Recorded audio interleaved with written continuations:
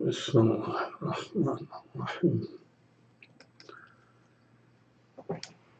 Esselamu aleyküm.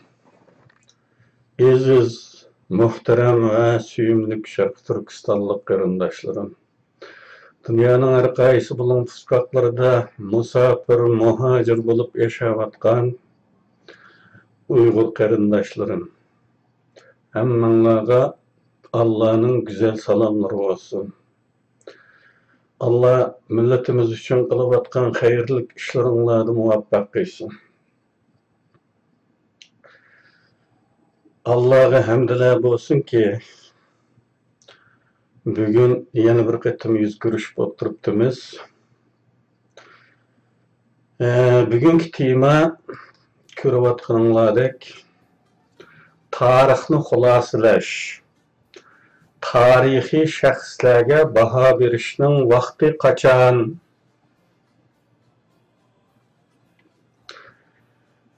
Bu temani nima uchun so'zlaydigan bo'lib qoldik? Unimi hammalarga ayon. Keyingi chog'larda tarixiy shaxslarga oid yangi baholar pat o'tirib chiqadigan bo'lib qoldi.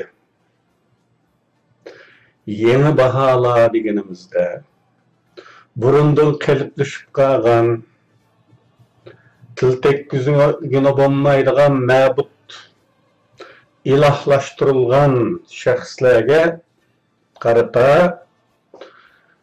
səlbi bahalar o'tirib chiqadigan bo'lib qoldi. Biz ko'nikkan yoki ko'ndirilgan baholarning aksicha baholar o'tirib chiqadigan bo'lib qoldi. Bu aslida yaxshi ahvol. Gerçi bu yaxshi ahvol bo'lsa-mu, birmunchalarni rohatsizlantirayotganligini bayqaymiz. Eng kuchli qarshilik bildirayotganlarning qaraqo'saqlar ekanligi diqqat qo'zg'aydi. Nima uchun qaraqo'saq tabiatimiz bekrak qarshi? Chunki inson psixikasida ma'naviy tuvriqlarga tayinish tuxumi bo'lib, fitrtimizda kish bo'lib, bu inson fitratiga tutilgan ilohiy mavjudlikqa tayinish, xudosiz yashayolmaslik xususiyati orqali sharhlanishi mumkin. İnson bolasi xudosiz yashayolmaydiganligidan ta qadimdan boshlabla bir yaratquchi borligiga ishonadi. Yoki o'zini ishontirishga tirishadi. Ama insonning aqli nima uchunlarni ilgari surib, yaratquchini inkor qilishga urinadi. Qarama-qarshi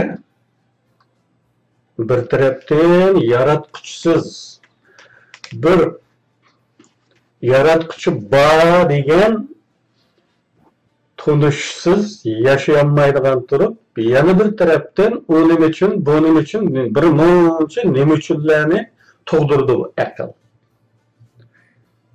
Aql da'vatqanimiz bu yerda shayton. Şeytanga çoqunuvchilar özlerini şeytanning avlodi. Çünkü şeytan aqlliqdi, o aqlning hujjasi deb qaraydi.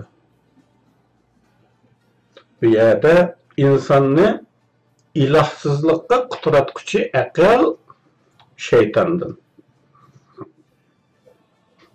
Mana bu shunday ziddiyetlik bir hal izchil davom qiladi. Hem xudosiz bo'lolmaydi, hem xudoni inkor qilishga urinadi. Mayli o'zlari yasagan ma'budlar bo'lsin, mayli yaratilish qonunini to'g'ri ifodalaydigan bir ilohlik din bo'lsin, aman insonlar turmushining bir parchasi, hayotning bir muhim tarkibiy qismi bo'lishni davom qilib kelmoqda. Mana bu xususiyat fitratdagi bu moyillik ilohga qo'shimcha ulug'lanadigan basharlarni kim tarafda tutadi.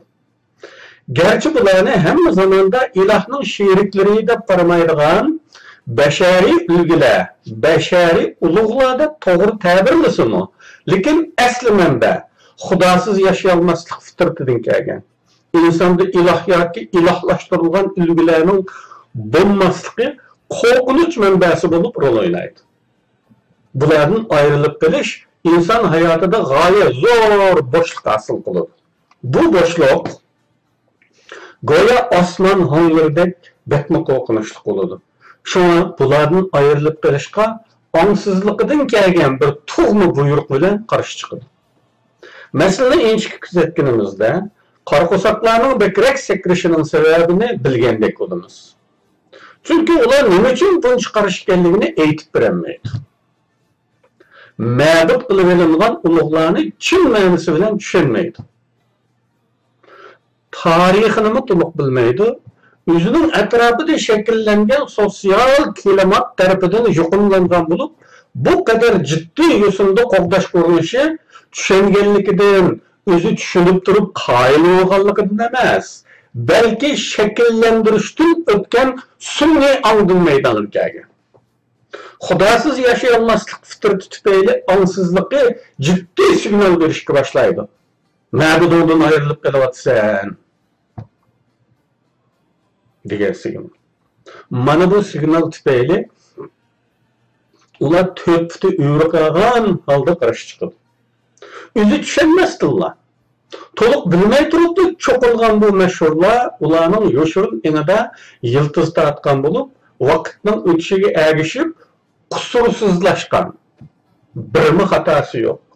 Xatosi haqidagi gaplarni anglashga toqati yo'q holga kelib taraqqiy qilgan bo'ladi.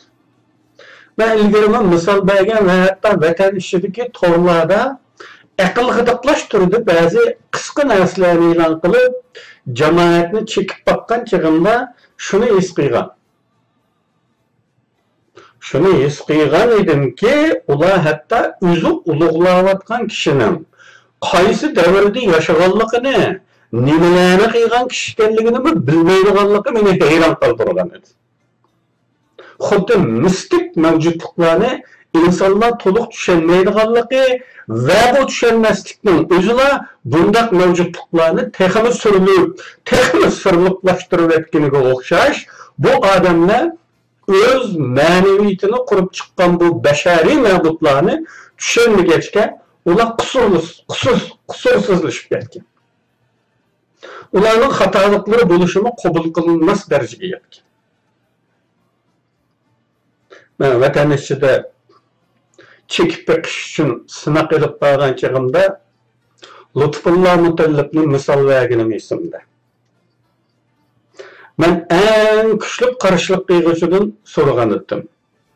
Siz Lutfullah Mutallib eserlerini toluk okugan mı? Qaysi eserleri sizni bu derecede qail kılıp etken edi? Cevap şu olgan erendaşlar. Okumagan. Okumay turib bu derecedeki qaillik nereden geldi? Okumasam mı bilemem. O degan şairlarning xuvaynisi. Bugungacha undaq şair chiqib bakmagan. Belki bu ahirki bahası heyliqi bir naqshi var o. Karametdek bir naqsha. Şu naqshidan kelgan bo'lishi kerak. Yani senchilik şair Uyghur neslinden türelmegende. Deydigan bir naqshi var mı? Merak bir naqshi var. Şu naqshidan kelgan. Başka hech nimasini bilmaydi. Biraz təsiratı yok. Sırttan sındırılgan bir ang bilan. Ana şu naqshidagi tasvirdan boshqa bir tasvir anglab bakmaganligi aniq. Mana shunday. Bularni singdirilgan ang deymiz. Ya'ni o'zi yetildigan ang emas. Boshqalar tarafidan, muhit tarafidan yoki umumiy sotsial atmosfera tarafidan shakllantirilgan ang. Qarash chiquvchilar ichidagi angliklar yoki uqumishliklardan bir qismi tabiiyki buni vazifa uchun qiladi. Chunki ulgularni tiklab bizni shakllantirgan kuch ming jafoda tikilgan ulgularning og'dirilib ketishiga qarab turmaydi. Shuna vazifalantirilgan angliq munofiqlar qo'g'dashga bel bog'lab chiqadi. Lekin pakitlar qarshisida deydigan nima var? şalpaqılı türüdeki bahaneler var. Fakat paketini aldırıp etkidik, onundan güçlük bir paketi yok. Ama şalpaqılı türüdeki bahaneler var. Paketini aldırıp etkidik, güçte emez. Hem de yakından beri tılgıylanıp anca-munca sökülüvatkan bolsunun, yanıla qoğdaydıqanlarının gayreti besip ketavatkan mabutları keladigan bolsa, şundaq inkaslarını uçurtimiz. Birinci, hazır qiladigan işimiz bek to'laymish da bu ishlarni keyingi qo'ysak mı bo'larmish? Ya'ni tarixni xulosalash, tarixiy shaxslarga baho berishni keyingi qo'ysak mı bo'larmish? Demesi bu tarixdan kelayotgan xatomiz dal shu. Ya'ni bizdan keyingilarga qo'yish. Başka milletlarda ko'rilgan taraqqiyotning bir sababi dal tarixni vaqti-vaqtida xulosalab manganligida. Va munda desak oshirib o'tgan bo'lmaymiz. Chunki qilingan bir ishning muvaffaqiyati yoki mag'lubiyati sabab natija bo'yicha xulosalanmasa, har doimla noldan boshlaydigan ish bo'ladi. Bizning tariximizda shu. Xatoliklar takrorlandi. Neticemi tekrarlandı. Bütün milletke facialarını keltirgen iş hareketlerine xulaslanmaydı. Hatalıkta hiç kim mesul olmaydı. Mesul kılınmaydı. Ya ki hata halda bir kuch paralı şekilde xulası oturuğu taşlandı da hem madem şunu tekrarlap yürüyordu. İş hareket hakkında. İş hareketinin failleri hakkında, yani subyektleri hakkında enik ve ilmi xulası çıkarılmağaçka bir munç kahramanlarımızga uval olsa, bir munç münafıklar kahraman süftüde tınlarımızda dastan bulup gideverimiz. Ben ülgünün mühimliği hakkında hali köp sözlügende kıldım. Ülgünün mühimliğini yana öz beşimizden keçirgen komünist teşvikatlardaki ülgülerden mi faraz qilish mumkin. Ulgu to'g'ri bo'lmasa qat'iy bo'lmaydi.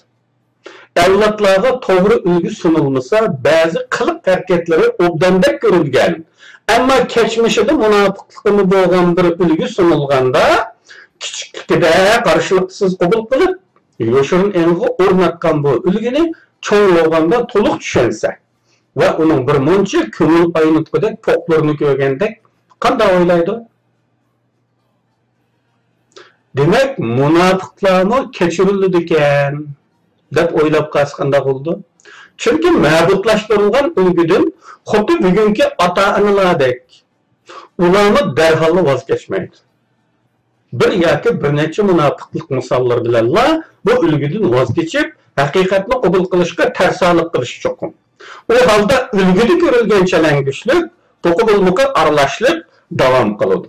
Unchalik münafıklık adetlik ishqa keçirildiğin normal hataga aylandı.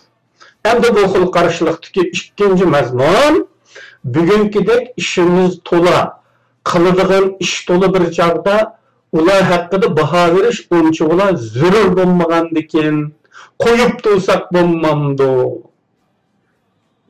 deganga kelsak, ahvolimiz bugungi vaziyatimizdan aytganda qiladigan ishimiz bek to'la bo'lsa-mu, bek to'laliq emas.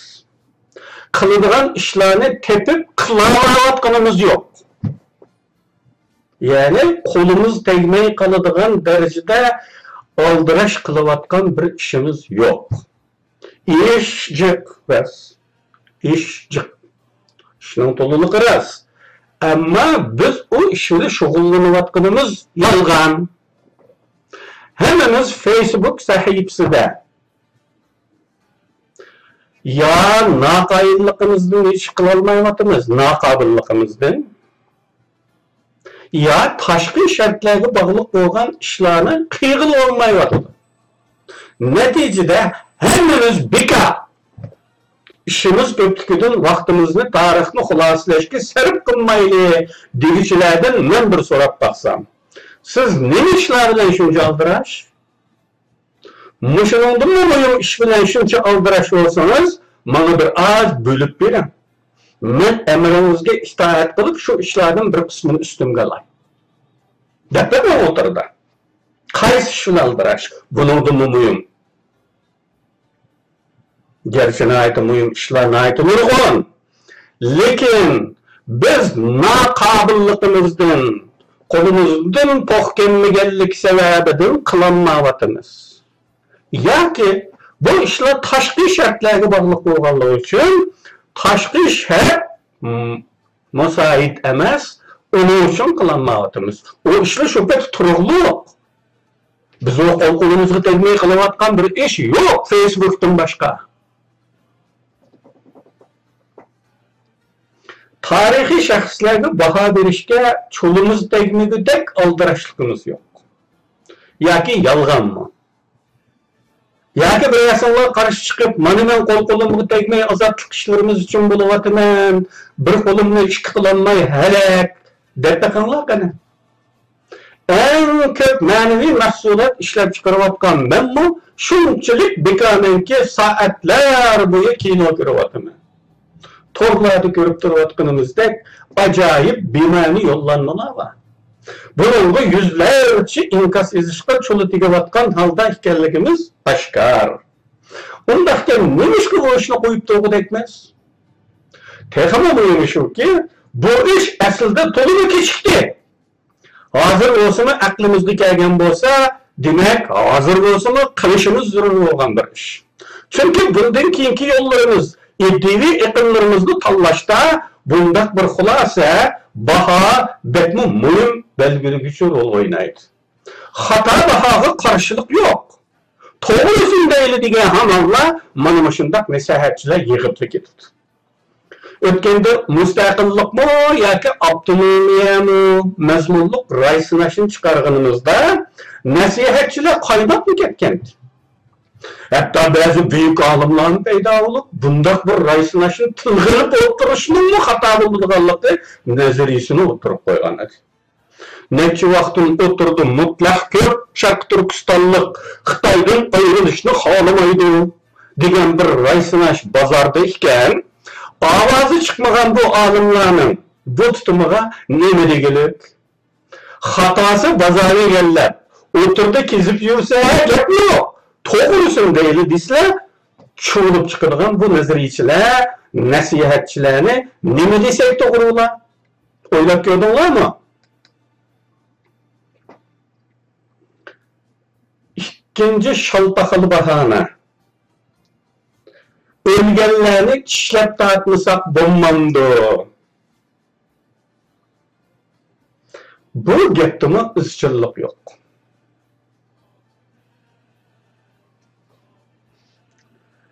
Yani qo'sh o'lcham bor. İşlab tortmasak tortmayli deydigan bir o'lcham emas. Qo'sh o'lcham bor bu yerda. Ba'zilarini hamma odam ishlab tortadi.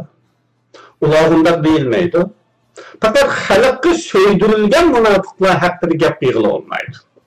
Bu xil qarashliklarga deyiladigan gap shuki, oldi bilan bu tarixiy shaxslar haqida pokitlik, dalil sifatliq bir ilmiy xulosa chiqarilib, reallikka uyg'un baho berilgandan keyin ularni tinch qo'ysak bo'ladi.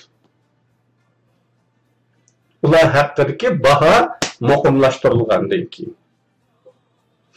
Agar ular davomli doiy sifatida, qahramon sifatida ishimizga aralashib olsa, ularni tinchiyat qilib qo'ysak bo'lmaydi. Çoğun mezuncu iş gerek. Uftuqı bilen hatasını to'liq qazib chiqib, xatosi yetti o'lishmi yoki uftuqi yetti o'lishmi? Buni ayirib chiqishimiz kerak. Shundaqla hozirgi bekorchilikda qiyg'iladigan ishlardan birimi dal shu. Bundaq deyishim hammamiz tashna bo'layotgan, oldirayotgan, bo'layotgan azodlik harakati tashqi shartlarga bog'liq. Bugün qiyg'ili bo'ldig'ini namoyish, kitob materiallar e'lon qilish, mumkin qadar chet el tillarida Xitoyning jinoyatlarini tunutish va mana shuningdek o'zimiz tarixiga qaytavashdan qarab chiqib, to'g'ri xulosa chiqarish, jinoyatlarni munosabatlik odamlarga ortish kerak. Dunyoning qurilma prinsipi shuki, odam bolasi hisob kitob bo'lmasa, har qanday pastkash jinoyatlarni qilishga moyil. Chunki shayton bilan qon go'shtdek yaqin ulfat qilib yaratildik biz. U bizga shoh tomirimizdan yaqin shayton.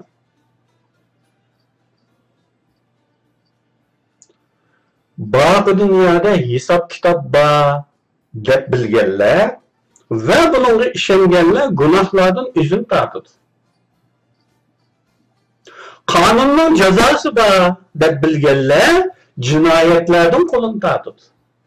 Buni hammamiz bilamiz.